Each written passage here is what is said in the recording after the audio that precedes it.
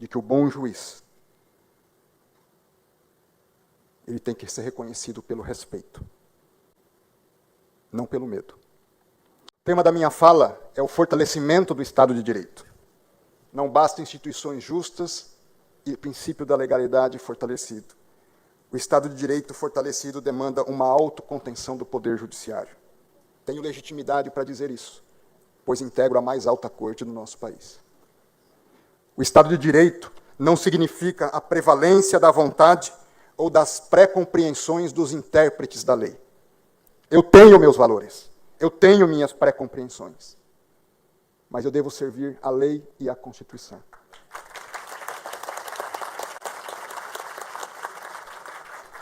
O que significa que o judiciário não pode ser o fator de criação e inovação legislativa.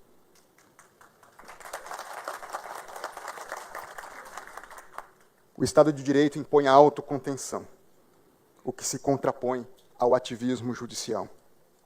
O ativismo suprime, desconsidera e supera os consensos sociais estabelecidos pelos representantes, periodicamente eleitos pelo verdadeiro detentor do poder, que é o povo.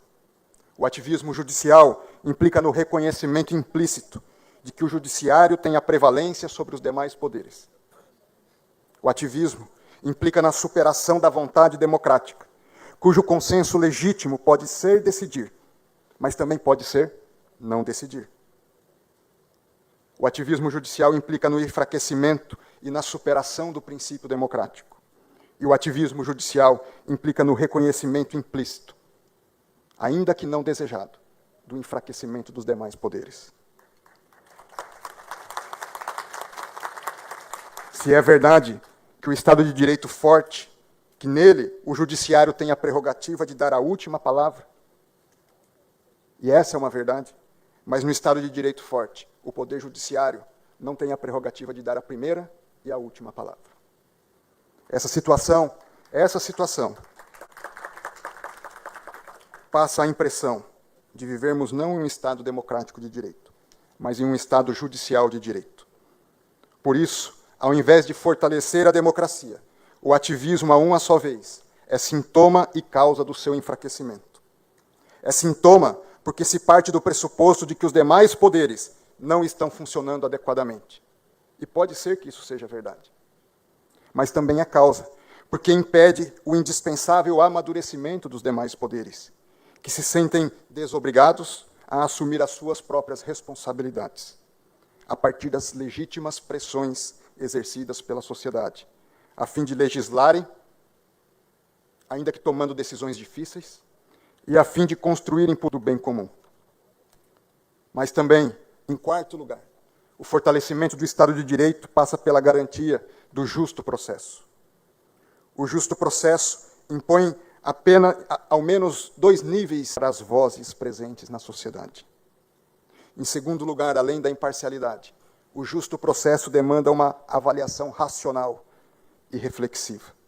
Amartya Sen, ganhador do Prêmio Nobel da Paz, Prêmio Nobel de Economia e autor de um livro, A Ideia da Justiça, diz que a justiça é uma questão de racionalidade, que a análise correta demanda a consideração dos interesses nacionais numa perspectiva global, demanda uma atuação responsável e demanda a consideração mais ampla possível do bem comum e do interesse público. Dentro dessa perspectiva, eu passo para o quinto elemento que eu considero fundamental para o fortalecimento do Estado de Direito, que o fortalecimento passa pela garantia das liberdades básicas do cidadão. Garantir as liberdades básicas significa que ninguém pode ser obrigado a fazer ou deixar de fazer algo, senão em virtude de lei. É o que diz a nossa Constituição. Significa que se deve garantir a livre iniciativa e o empreendedorismo, sem intervencionismos indevidos, não justificados, ilegais ou desproporcionais. Significa que a regulação do setor privado visa, de forma conjunta e recíproca, incentivar o desenvolvimento do setor regulado e, ao mesmo tempo, garantir que esse serviço seja realizado com qualidade e respeito ao direito dos seus usuários. Significa garantir que os cidadãos possam livremente se expressar e emitir suas opiniões, defender suas ideias sem censura direta ou indireta, isto é, sem medo de serem perseguidos por suas falas públicas ou de terem suas falas privadas expostas de maneira ilegítima. Liberdade de expressão não é apenas uma dimensão de um direito individual. Ele tem uma dimensão pública. Porque sem liberdades de expressão e de opinião, não há democracia.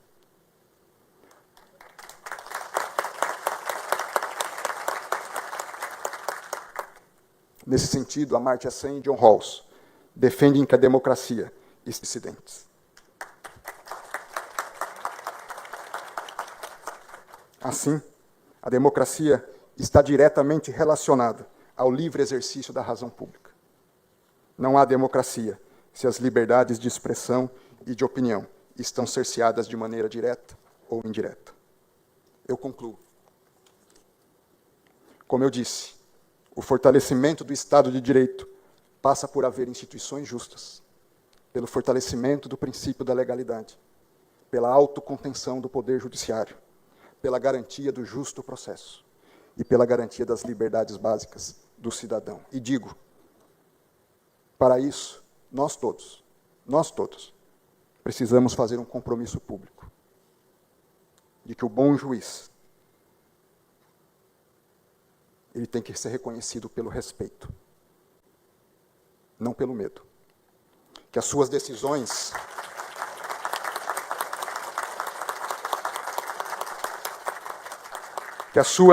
gerem paz social e não caos, incerteza e insegurança. Que o bom político viva para servir e não para se servir. E que as suas ações busquem o bem comum e não o próprio bem.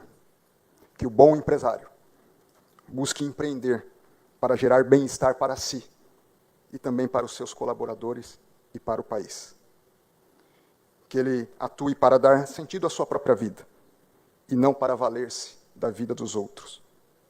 E que nós todos, com bons propósitos e espírito público, mudemos não só a nossa própria história, mas com ela, juntamente, a história de um povo e de um país carente de grandes líderes. Que Deus nos abençoe.